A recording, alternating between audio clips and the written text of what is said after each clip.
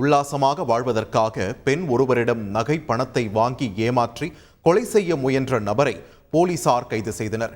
கள்ளக்குறிச்சி மாவட்டம் எடைக்கல் கிராமத்தைச் சேர்ந்த கலையரசி விஸ்வா என்பவருக்கு 4 சவரன் நகை மற்றும் 1 லட்சம் ரூபாய் பணம் கொடுத்துள்ளார்.